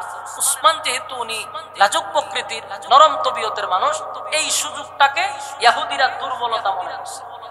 দুর্বলতা মনে কইরা এখন তারা বললো যে মুসলমানদের সাথে আমরা অস্ত্র দিয়ে যুদ্ধ করে আমরা পারবো না, আমরা মুসলমানদের সাথে যুদ্ধ করতে হবে বুদ্ধিভিত্তিক যুদ্ধ, বুদ্ধি দিয়া যুদ্ধ করতে হবে, ব্রেন দিয়া, কারণ অস্ত্র দিয়ে তাদের সাথে পারবো না। এখন ব্রেনের খেলা কি? বলে মুসলমানদের যে ঐক্যটা, এটার মধ্যে একটা ফাটল তৈরি করতে হবে। মুসলমান যতদিন ঐক্য থাকবে, কোন শক্তি তাদেরকে পরাজিত করতে পারবে না। আমার কথা বুঝুননি আপনারা? মুসলমান যদি ঐক্য থাকে, কোন শক্তি তাদের উপরে কি করতে পারবে না? পরাজিত করতে পারবে না। ইহুদিরা বছরের পর বছর গবেষণা করে এটা বাইর করলো যে এখন আমাদের যুদ্ধ হবে ব্রেন দিয়ে, বুদ্ধি দিয়ে, আমরা তাদের ঐক্য নষ্ট করব, আমরা তাদেরকে এক হতে দিব না। ঐক্য নষ্ট করবো কেমনে? এখন মনোযোগ দিয়ে আসুন। ইয়ামেন একটা দেশ আছে, বলুন কি দেশ? ইয়ামেন। ইহুদিদের মধ্যে, ইয়ামেনে যখন অনেক ইহুদি ছিল, এদের মধ্যে একটা ইহুদির নাম ছিল আব্দুল্লাহ ইবনে সাবা। বলুন লোকটার নাম কি? আব্দুল্লাহ ইবনে সাবা। ইয়ামেন থেকে সে ওই যে গবেষণা করে বাইর করছে, এটা এখন তারা মিশনে নামছে, এটা সাকসেস করতে হবে। এই আব্দুল্লাহ ইবনে সাবা করলো কি, ইয়ামেন থেকে ডাইরেক্ট মদিনায় এসে পড়ছে। কখন আসছে? যখন হযরত উমরের ইন্তেকালের পরে যখন উসমান আসছে ক্ষমতায়, তখন সে মদিনায় আসছে। খুব মনোযোগ দিয়ে শুনেন, বিরক্ত লাগলে আমি ছেড়ে দিতেছি। এখন দেখেন এই আব্দুল্লাহ ইবনে সাবা করলো কি, মদিনায় যায়। এখন শুনো, আমি ইহুদি ছিলাম, আজকের থেকে আমার ইহুদিবাদ, এখন থেকে আমি কালেমা পড়া ঈমান আনছি। এ কিন্তু আসলে ঈমান আনে নাই, লেবাস ধরছে। বলুন কি ধরছে? সমস্ত মুসলমানদের সামনে খাড়িয়ে বললো কি আমি ঈমান আনছি, ইহুদি ধর্ম ছেড়ে দিয়ে আজকের থেকে আমি মুসলমান হয়ে গেলাম। সব মানুষ তো তারে গ্রহণ করে নিছে। ইহুদি ছিল, আবার পণ্ডিত আছেন ইহুদিদের, মুসলমান হয়েছে, মানুষ তারে সদরে গ্রহণ করে নিছে। এখন এই লোকে করলো কি, খুব ইবাদত বন্দেগি করে, খুব ইবাদত বন্দেগি, নামাজ পড়ে। মানুষ রাস্তা দিয়ে গেলে মসজিদে দেখে এই লোকটা মসজিদে, আরে এত ইবাদত করে রে, এত নামাজ, এত নামাজ, তাসবিহ, নামাজ, কোরআন শরীফ তেলাওয়াত, মানুষের সঙ্গে আখলাক, চরিত্র, মানুষ মুগ্ধ হয়ে গেছে। ঘটনাটা কি তা? এই লোক তো কামেল লোক।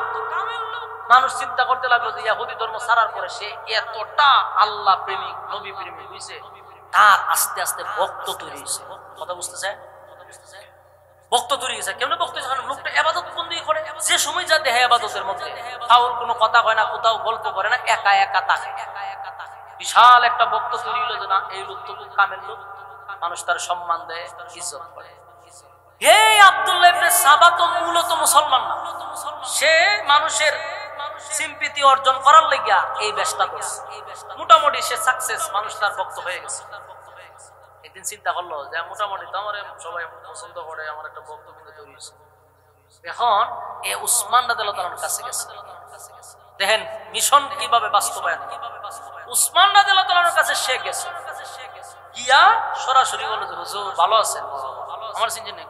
তোমার নাম তো শুনছি, আমি তো শুনতেছি তুমি মাশাআল্লাহ ইসলাম ধর্ম গ্রহণ করার পর থেকে তুমি তো খুব ইবাদত বন্দি করো, এটা লোক সমাজে শুনছি, ভালো। উসমান রাদিয়াল্লাহু তাআলা বলতেছে। আব্দুল্লাহ ইবনে সাবা কইতে, হুজুর এই রাষ্ট্রের কোন ছোট্ট একটা কাজকে আমারে দেওয়ান যায়, যদি যোগ্য মনে করেন যে আমার একটা দিলেন খেদমত করতাম। চিন্তা করেন হযরত উসমান রাদিয়াল্লাহু তাআলা নবী সাহাবী, যেমন তেমন সাহাবী না, জান্নাতি সাহাবী, জান্নাতের সার্টিফিকেট তো আপনি কতক্ষণ তার দিকে তাকাইছেন? তাকায় এখন আমার দৃষ্টিতে তোমাকে যোগ্য মনে হয় না, এখনো তোমার শরীর থেকে ইহুদির ঘ্রাণ আমি পাই। সুবহানাল্লাহ। বিজ্ঞ সাহাবী হযরত উসমান বুঝে লাইছে যে আল্লাহ কত খারাপ। শুক্র 8 দিন হয়েছে আমার কাছে রাষ্ট্রীয় কাচ্চা, উনি বুঝে বলছে না, তখন আমি তোমার যোগ্য মনে করি না। এই কথাটা এই আব্দুল্লাহ ইবনে সাবার মাইন্ডে মারাত্মক লাগছে। বড় মজলিসে এরকম একটা বেইজ্জতি করলো আমারে, এটা হ্যাঁ দাঁতও রাখছে আস্তে করে সরে গেছে। আস্তে আস্তে তার যে বক্তব্য আছে ডাইরেক্ট করলে তোমার খাইব, আস্তে করে একটু তুল্লা দেয়। বাচ্চা নবীর বংশের মধ্যে ছিল হযরত আলী, উনি তো কুরাইশ বংশের না? বলে হ কুরাইশ বংশ। হযরত আলীর তো মাশাআল্লাহ যোগ্যতা আছে, এত যোগ্য থাকতে কুরাইশ বংশের হওয়ার পরে উসমান কেমনে খলিফা হইল? বুঝা কেমনে কথাটি ডাইরেক্ট কয় না, ওই কেমনে হইলো বুঝলাম না। এমনি উসমান অনেক ভালো, কিন্তু আলী থাকতে এটা কিভাবে? মানে সাধারণ কিছু মানুষকে হালকা একটু দিয়া দিল উসমানের বিরুদ্ধে। এই শুরু হইলো তার কাজ। এইভাবে আস্তে আস্তে আগাইতে আগাইতে মানুষের এগুলা বলে, সরল মানুষগুলা যেগুলা মনে হয় একটু কম বুঝে, এরার কাছে দেখবেন আমরা দেশে কিছু পীর আছে, এরা শিক্ষিত মানুষের কাছে বেশি ভিড়তে পারে না। আপনি খেয়াল করে দেখবেন ভণ্ড যত পীর আছে, যেগুলোর কাছে বেড়ি যায়, জড়া যায়, গাঞ্জা মাঞ্জা দুমছে, এটির কাছে দেখবেন শিক্ষিত লোক নাই। গ্রামের সব কৃষক যত মূর্খ শ্রেণীর মানুষ আছে, এরার কাছে দেখবেন তাকে, কারণ এদেরকে বুঝাইতে এই সমস্ত বন্ডদের সুবিধা হয়। কিন্তু একজন শিক্ষিত মানুষের তো সে বুঝাইতে পারবে না, কথা কয় না। ঠিক কেমনে কইবেন এই রোগে আক্রান্ত তো কেন অনেকে আছে, আমি কেমনে কইতাম? কথাটা হইলো বন্ডদের একটা হাতিয়ার হইলো মূর্খ, যে এরা কোনো তর্ক করে না, কারণ এদেরকে গাইল করার জন্য যথেষ্ট। কিন্তু শিক্ষিত মানুষের কাছে এরা বেশি একটা সুইট পায় না।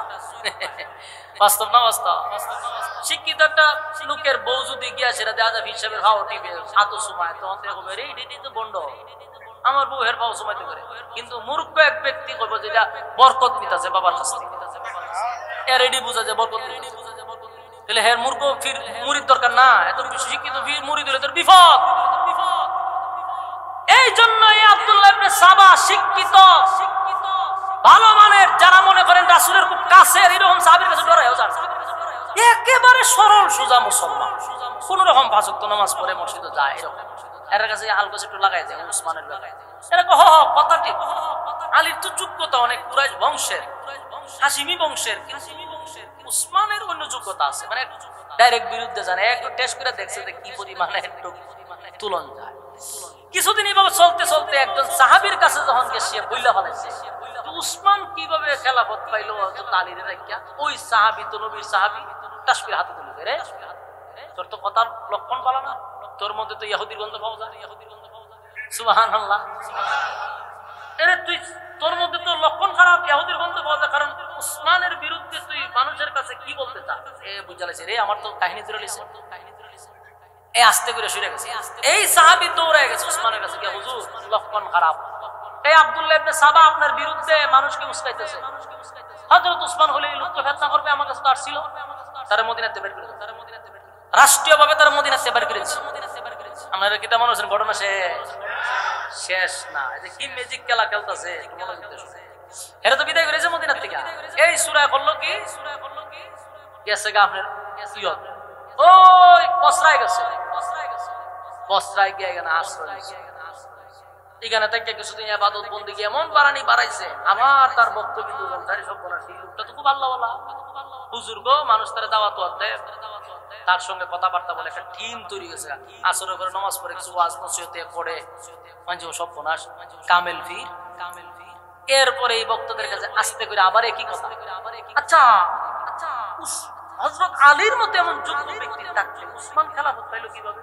এই কথাগুলি আস্তে আস্তে মানুষের কাছে তুলে ধরতে। বসরার যিনি গভর্নর ছিল, কোন ক্ষেত্রে উনার কান পর্যন্ত হচ্ছে যে এই লোকটা জনসাধারণের কাছে উসমানের বিরুদ্ধে কথা বলতেছে। গভর্নর তারা ডাক দেন, বলে রে তোর লক্ষণ তো ভালো না, যে ফিরাগি দেখাস অতিভক্তি সুরের লক্ষণ বসরাত দিয়ে বের করেছে, রাষ্ট্রীয় বের করেছে, ভিসা তোর জন্য বন্ধ। হে করলো কি, কুফায় গেছে। কুফায় গিয়ে এখানে আবার আস্তানা করছে, আবার ইবাদত বন্দেগী শুরু হয়েছে। তাহাজ্জুদ, নামাজ, জিকির, আজকার মাঝে দেখো বাপ রে বাপ, বহুদিন পরে এক হুজুর পাইছি আমরা। গিয়ে আসরের পরে বয় মাগরিবের হুজুর আপনাদের যতক্ষণ বইতে শান্তি লাগে তে ফুটু দে মানছে এর কাছে আয়ে। কিছুদিন পরে কয় আচ্ছা আমার একটা অঙ্ক মিলে না, বলে কিটা হুজুর অঙ্ক মিলে না করে? ওই আলীর মতো একটা যোগ্য লোক থাকতে উসমান কিভাবে খেলাফত পেল অন্ত যায় না। কিছু লোক এটা কথা ঠিক, এই রাস্তায় কাছে এরকম একটা জনসাধারণের কাছে, তার একটা জনের কাছে এই খবরও আস্তে আস্তে গভর্নর কাছে গেছে যে হ্যাঁ তো টিম তৈরি করতে লক্ষণ তো খারাপ। কুফার গভর্নর হয়ে কারো দূরে বাইর করে, কুফার থেকে বাইর করেছে, কুফার থেকে বাইর করছে বলে হনে করবো গীতা হে গেছে গা আমের ওই ইয়তে। এখান থেকে প্রথম গেছে আপনার বসরা, এরপরে গেল কুফা, এখন গেছে ইয়ামেনে, আবার ইয়ামেনে গেছে। এখানে যাওয়ার পরে আবার একই অবস্থা শুরু হয়েছে, আবার দল গঠন হয়েছে, আবার ওখানকার গভর্নর জানছে, আবার বিদায় করছে। ঘুরতে ঘুরতে ঘুরতে ঘুরতে যেখানে যায় এখানে জুতার বাড়ি খায়, এরপর আবার বিদায় চইলা গেছে। আবার যখন সব সাইড থেকে বের করে দিল, সব সাইড থেকে এরপরে গেছে কই জানেন? মিশর। কোথায় গেছে? মিশর গেছে, কারণ এর কোন আনার রাখে না, মিশর গেছে। মিশর যাওয়ার এর মিশন বাস্তবায়ন শুরু করছে, এর যে অরিজিনাল মিশন। ইগানো গিয়া দেখে আগের থেকে উসমানের বিরুদ্ধে কিছু লোক আছে, এখন আর ভালো হয়েছে না। এখানে গিয়ে আগের থেকে উসমানের বিরুদ্ধে লোক রেডি, এখন তো মাগার হে তারও সুযোগ পাইছে যে এখন কি আমার কাজ সাকসেস হবে। এখানে বিশাল কাজ করা শুরু করছে, প্রথমে ইবাদত বন্দেগী বাড়াইছে, এরপরে মানুষের কাছে আস্থা জন্মাইছে, এরপর কাজ শুরু করছে। মানুষের কাছে কি হয়, এটা কি হয় না, এটা তো কথা ঠিক, উসমানের যুগ থেকে তো আলীর যোগ্যতা বেশি। বিশাল একটা টিম তৈরি করে নিচ্ছে। মিশরের গভর্নরের কাছে যখন খবর পৌঁছে গেছে যে লোক বালানা এরকম করতেছে, এর মিশর থেকে বাইরে। কিন্তু একটা কথা জানবেন, মিশর থেকে যখন বাইরেছে এখন আর একা না, এখন আর এই শয়তানি করতে করতে বিশাল একটা টিম তৈরি করছে। আপনারা কোন যত বড় বন্ডই হোক, বন্ডর ময়দান আছে না নাই? বন্ড একটা টিম তৈরি করছে কিনা? আপনি আমি দেখতারি না বন্ড বন্ড করতেছি, কিন্তু বন্ড আমি করতে করতে লোক তৈরি করে রয়েছে। কথা কয় না? বন্ডদের লোক আছে না নাই? এই যে নুরা ভাগলা যে একটা আছে, এটা তো খ্রিস্টান ছিল, তার ছেলে খ্রিস্টান, সে খ্রিস্টান ছিল, তার যে কবর দিছে দেখছেন নি? স্বাভাবিক না, কফিনের ভিতরে কবর দিল, সবকিছু স্পষ্ট ভিডিও আমার পেজে ঢুকে দেখবেন, আমার ফেসবুক পেজে সমস্ত ডকুমেন্টারি একত্রিত কইরা প্রথম সারির গণমাধ্যমের কিছু তথ্য তুললে আমি ছাড়ছি, সব ডকুমেন্টস আছে দেখবেন। এত কিছু জানার পর আমাদের দেশের কিছু বাউল মার্কা কিছু বক্তা আছে না, এরা আল্লাহর ওলি বানাই দিছে। তা আমি এটা নিয়ে বেশি আশ্চর্য হচ্ছি না, কারণ এরার যত আল্লাহর ওলি সবগুলো এইরকম নুরা ভাগলার মতো নয়, সবটি নুরা ভাগলার মতো। এরাতে এর থেকে বেশি বড় আল্লাহর ওলি ভাবার কথা না। এই নুরা ভাগলার মতো লোকরে এরা ওলি মাইনা বিশাল কিছুরির আয়োজন করে, এরা বানালিছে আল্লাহর ওলি। নুরা ভাগলার যে এত বিরুদ্ধে আমরা করতেছি, এরাও কিন্তু একটা বক্তবৃন্দ কথা কয় না, এরা বিশাল টিম আছে তো। হ্যাঁ, আব্দুল্লাহ ইবনে সাবা বকর চক্কর করতে করতে বিশাল টিম চলেছে। এবার এক হয় আমি একা না, এই টিম লইয়া আবার গেছে কুফায়। জানতে বিদায় করছে। কুফাতে তার কিছু লোক ছিল, একটা ঘনিষ্ঠ বক্তৃতার ভাইও এখান থেকে কিছু লোক রয়েছে, গেছে বসরা, এখান থেকে কিছু লোক রয়েছে, বিভিন্ন জায়গায় কিছুদিন থাকছি, এখান থেকে লোক রয়েছে লইয়া বিশাল এক বহল লইয়া এর টার্গেট মদিনায়। আমার কাছে মদিনায় 3 মঞ্জিল দূরে গিয়ে বসে রয়েছে। যুবক ভাইরা, সেখানকার গভর্নর হলো উসমান রাদিয়াল্লাহু তাআলা আনহু, একজন জান্নাতি সার্টিফিকেট প্রাপ্ত সাহাবী। নবী নিজে বলছেন উসমান জান্নাতি, এতে কোনো সন্দেহ নাই। নবীর 2টা মেয়ে তার কাছে বিবাহ দিছে। রাসূল বলেন আমার যদি আরো থাকতো আরো দিতাম। উসমান 2টা নূরের অধিকারী। যুবক ভাইরা, এই উসমানের বিরুদ্ধে আব্দুল্লাহ বিন সাবা বিশাল একটা টিম তৈরি করলো। কথা ইয়াদ রাখবেন, সে কি আসলে মুসলমান না মুসলমানের বেশ ধরছে?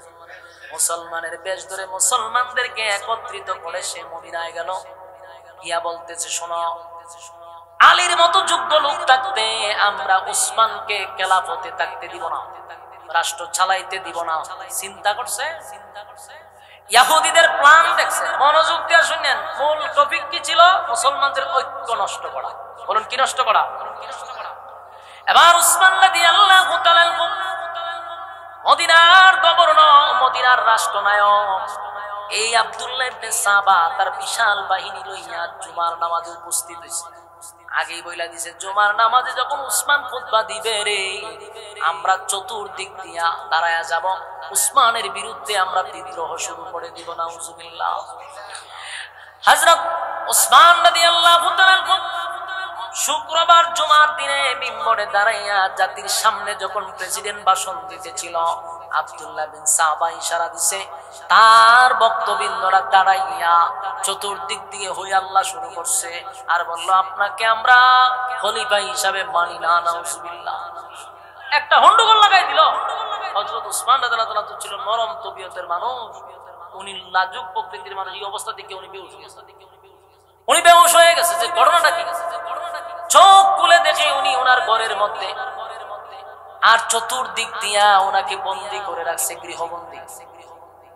আর আব্দুল্লাহ ইবনে সাবা কত ব্রেনি লোক, যখন হজের মৌসুম আসছে বড় বড় সাহাবীরা সব গেছে হজে, আম্মা যারা আয়েশা হজে, সব সাহাবীরা যখন হজে গেছে এই সুযোগটা সে হাতে নিছে। এই সুযোগে হযরত উসমানকে চতুর্দিকে গৃহবন্দী করে রাখছে।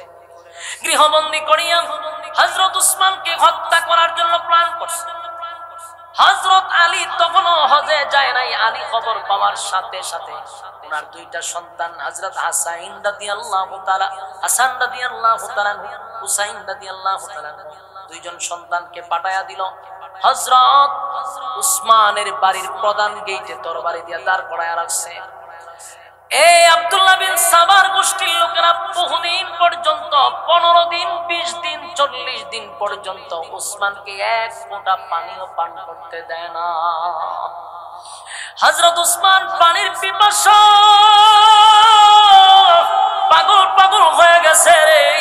হযরত উসমান এত পিপাসা, ঘরের মধ্যে ওনাকে গৃহবন্দী করে রাখছে, খাবার দেয় না, পানি দেয় না।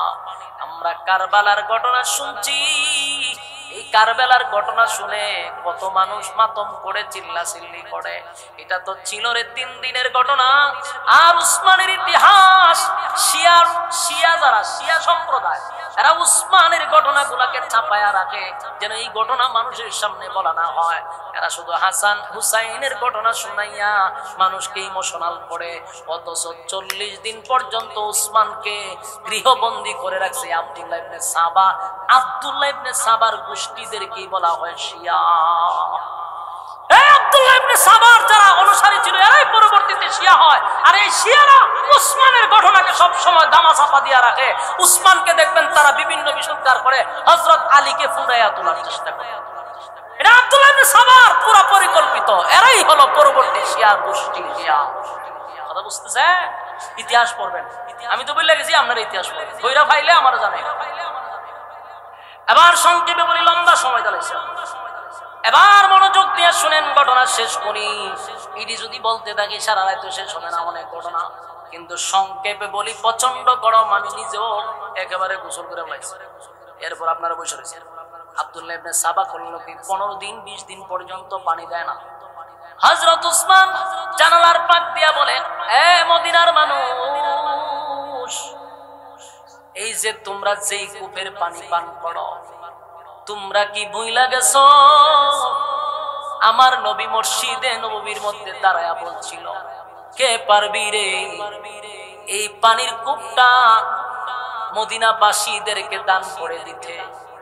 যে পানির কূপটা কিনে দান করে দিবে, আমি নবী ঘোষণা দিলাম কিয়ামতের ময়দানে হাউজে কাউসারের পানি আমি আর নবী তারে পান করাবো। হযরত উসমান বলেন, এ মদিনার মানুষ শুন, মদিনার কারো ক্ষমতা ছিল না 1 টাকা দিয়া সেই কূপটা ক্রয় করে মানুষকে বিলায়া দিবে। আমি উসমান সেদিন টাকা দিয়া কিনে এই কূপ মদিনার মানুষকে দান করে দিছি। আমার টাকার কিনা কূপের পানি তোমরা সবাই পান করো, আর আমি 20 দিন 25 দিন ধরে পানি না পান করে আমার কলিজা শুকায়া গেছে। একটু পানি কি আমি উসমানকে দেওয়া যায় না? হৃদয় বিদারক ঘটনা। আব্দুল্লাহ বিন সাবা চতুর্দিক দিয়ে ওনার বাড়ি গৃহবন্দী করে রাখছে। বিদ্রোহীরা বিদ্রোহ শুরু করে দিল, উসমানকে পানি দেয় না। এই ঘোষণা শোনার পরে নবীর একজন স্ত্রী হাফসা রাদিয়াল্লাহু, নবীর একজন স্ত্রী উম্মে সালমা নামক একজন নবীর স্ত্রী ছিল। এটা শোনার পরে উনি দৌড়াইয়া একটু পানি মশকের ভিতরে নিয়া উনি উসমানকে দেওয়ার জন্য আসতেছিল। কিন্তু এই আব্দুল্লাহ ইবনে সাবার গোষ্ঠীর লোকেরা আম্মা জানকে পর্যন্ত আটকায়া দিছে। মহিলা দিয়া চেক করাইয়া বলছে পানি নিয়ে যেতে পারবেন না, পানি হযরত উসমানকে পান করতে দেয় নাই। কত নিষ্ঠুরতা করলো! যে উসমান জান্নাতীর সার্টিফিকেট প্রাপ্ত সাহাবী, এই শিয়ার গোষ্ঠীরা এমন ঘটনা ঘটাইছে। এমন তো শিয়ার বিরুদ্ধে কথা বলে জিব্বা খাইটা লায়, চিন্তা করছে কি? এর বিরুদ্ধে কথা বলে রাস্তা তো জিব্বা খাইটা লায়। এই দিন না বাতিজা, দিন কিন্তু আরো রয়েছে, খালি শুরু হইছে। এখন ফাকনামি করছ আর বহু নাকনামি করছ, উল্টা ফাল্টা করবা। এখন তো বয়ার স্থান আছে, বয়ার স্থানও পাইতাম। কথা বুঝতেছ? বসার স্থানও পাইবা না যদি উল্টা ফাল্টা খালি করো। ভালো আছো বইয়া, ছাগল যাইতেছে গরু যাইতেছে খাইতে থাকো, আমরা বাধা দিতেছি না, ডিমও যায়, কিন্তু আঙ্গুল দিও না। কার কোথা আঙ্গুল দিছ হিসাব আছে নি? লে হইলাম সাবধানে থেকে, তোমরা ফিরাগি হরো, অসুবিধা নাই। এটা তোমরা দ্বারা যারা যায় তো তোমরা মার খাও, যাক না লইয়া যা গুরু, গুরু ভালে হে গুরু লইয়া যা, ডিম ভালে ডিম, আমরা কোনো অসুবিধা নাই। কিন্তু আমরা আঙ্গুল দিও না, আঙ্গুল দিলে বিপদ আছে। আমার যুবক ভাই আব্দুল্লাহ ইবনে সাবা হযরত উসমানকে পানি পান করতে দিল না। হযরত উসমান 40 দিন হয়ে গেল। একদিন স্বপ্নে দেখে হযরত আবু বকর ডান দিকে, হযরত উমর বাম দিকে, রাসূল মাঝখানে। হযরত উসমানের কাছে আয়েশা বলল, উসমান একটু পানি পান করো। সুবহানাল্লাহ, বাড়ি দিয়া বলে উসমান স্বপ্নে দেখতেছে পানি পান করো। হযরত উসমান রাদিয়াল্লাহু তাআলা পানি পান করলেন। স্বপ্নের ভিতরে নবী উনাকে পানি পান করাইলেন। উসমান স্বপ্নের ভিতরে পানি পান করলেন, আর নবী বলেন, উসমান এই পানি পান করে রোজা রাখবা, আর শীঘ্রই তোমার সঙ্গে আমাদের ইফতারি হবে। উসমান রাদিয়াল্লাহু ঘুমতে জাগলেন। উনার বিবি করলো কি, স্বামীর এই অবস্থা দেখা পারি না, জিব্বা টিব্বা শুকিয়ে গেছে, মরার অবস্থা। স্ত্রী আর সহ্য করতে পারছে, উনি ঘর থেকে বাইরিয়া কোনো কিছু দিয়ে পানি আনলে তো চেক, তাই মুখের ভিতরে পানি নিয়েছে। মুখের ভিতরে পানি নিয়ে যে একটু মুখের ভিতরে পানি নিয়ে খাওয়াইতে হলে তোমার স্বামীর গলাটা বুঝবে। কিন্তু এই আব্দুল্লাহ ইবনে সাবা কত বড় পাষণ্ড! এই দাজ্জাল সেদিন হযরত উসমানের বিবির মুখ পর্যন্ত চেক করে পানি খাওয়াইছে, ভিতরে পানি নিতে দিছে। ভিতরে আইসা উসমানের বিবি কান্না শুরু করছে। তখন জিগা কান্দো কেন? একটু পানি আপনার জন্য নিয়ে আসছিলাম। বললো যে না, আমি তো পানি পান করবো না, আমি পুরা আমার পেটে পুরা পানি আছে, আমার কোনো পিপাসাও নেই। বললো কিভাবে? বলে রাত্রের বেলা আমাকে রাসূল নিজেই পানি পান করে গেছে, আর আমার এখন কোনো তৃষ্ণা, আর আমি কিছুক্ষণের ভিতরে হয়তো বা রাসূলের সঙ্গে ইফতারি করবো। সুবহানাল্লাহ। উসমান বুঝতে পারছে আমি শাহাদাত বরণ করবো, আজকে করবো। রাসূল বলছে ইফতারি করবো, তাহলে আজকের ভিতরে আমার শাহাদাত হবে। দেখেন সামনের দরজায় হযরত হাসান এবং হুসাইন, ওনারা দুইজন দাঁড়িয়ে আছে যেন আব্দুল্লাহ ইবনে সাবার লোকেরা ওনাকে হত্যা না করতে পারে। আব্দুল্লাহ ইবনে সাবার লোকেরা কি করলো, পিছন দিক দিয়ে ওয়াল টপকাইয়া ঢুকছে, ঢুকিয়া হযরত উসমান রাদিয়াল্লাহু তাআলা কুরআন শরীফ পড়তেছিল ইফতারের আগ মুহূর্তে, পিছন দিক দিয়ে ওনাকে তরবারি দিয়ে আঘাত করছে, ওনার বডির থেকে মাথা আলাদা করছে।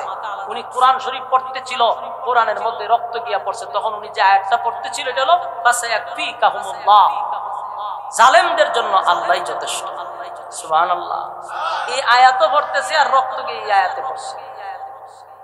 এই জন্য পৃথিবীতে যারা শাহাদাত বরণ করছে তাদের জন্য কোন সময় সাক্ষী হয় তরবারি, কোন সময় হয় কোন মাঠ সাক্ষী হয়, অমুক সাক্ষী হয়, আর একমাত্র উসমানের শাহাদাতের সাক্ষী হাসরের মাঠে আল্লাহর কোরআন নিজেই দিবে। হযরত উসমানকে হত্যা করল। ভাইরা আমার, এই যে উসমানকে হত্যা করলো খেলাফত, এরপর থেকে নিয়ে আজকে এই 12টার পর পর্যন্ত আজ পর্যন্ত পৃথিবীতে আর মুসলমানের ঐক্য হয় নাই। এই ঐক্য নষ্ট করছে আব্দুল্লাহ ইবনে সাবা, মুসলমানদের ঐক্য নষ্ট করছিল হযরত উসমানকে হত্যা করার পরে, শাহাদাত বরণ করার পর থেকে আজকে পর্যন্ত আর মুসলমানদের মধ্যে ঐক্য হইল না, হবে না। কথা বুঝতেছেন? এই ইহুদিরা মাস্টার প্ল্যান করে মুসলমানদের ঐক্য নষ্ট করছে, মুসলমানদের ফাটল সৃষ্টি করছে। এই জন্য আজকে মুসলমান জায়গায় জায়গায় মার খাইতেছে, একটাই কারণ মুসলমান ঐক্য হতে পারে না। যতদিন মুসলমান ঐক্য ছিল গোটা পৃথিবী মুসলমানের পায়ের নিচে ছিল। সুবহান, বলুন আমরা ঐক্য হব ইনশাআল্লাহ। মাসলাক যার যার, দিন ইসলাম সবার, কথা হয় না? যার আকীদা যেমন তাক, আমার এখানে কোনো অসুবিধা নাই। আপনি দাঁড়াইয়া কিয়াম করেন, আপনাকে দাঁড়াইতে দেওয়া দরকার, আপনি দাঁড়াইয়া করেন, আমার কোনো অসুবিধা নাই। আপনি বুকে হাত বাঁধেন, বুকে হাত বাঁধেন, আমার কোনো অসুবিধা নাই। নাভিতে হাত বাঁধেন, আমার কোনো অসুবিধা নাই। কিন্তু ইসলামের জন্য, কোরআনের জন্য আমরা এক হতে হবে, কথা হয় না? আপনার পীর একরকম, আমার পীর আরেক রকম, আপনার তরিকা একরকম, আমার তরিকা একরকম, আমার কোনো অসুবিধা নাই। কিন্তু আপনি যদি আল্লাহ এক মনে করেন, নবী এক মনে করেন, কোরআন যদি ঠিক থাকে, তাহলে আপনার সাথে আমার ঐক্য হওয়ার দরকার। আকীদা যেমন তেমন, যার যার আকীদা সে লালন করবে। হারুইয়া ক্যাম করলে কি আর গুনাহ হইব? গুনাহ হয়? গুনাহ না। তাহলে সে খারু হইছে, খারু হইতে দেন, অসুবিধা কি? তা ক্যাম করছে নবীর মহব্বতে, দাঁড়াক, অসুবিধা নাই। শিরকি কথা না বললেই চলছে, দাঁড়াক, অসুবিধা কি? তা এখন যদি একজন বইয়া থাকে, তারা বইতে দেন, অসুবিধা নাই তো। এটা নিয়ে কেন ভাই গোতাগতি করবো? আমার প্রশ্ন নেই, এটা নিয়ে গুনাহ গোতাগতি কেন করবো? আমরা ইসলামের জন্য সবাই এক হব, রাজি আছি ইনশাআল্লাহ? কারা কারা রাজি আছে হাত তুলে দেখান। মাশাআল্লাহ, মাশাআল্লাহ। এই হাত তুলে রাখেন না, লামান করেন।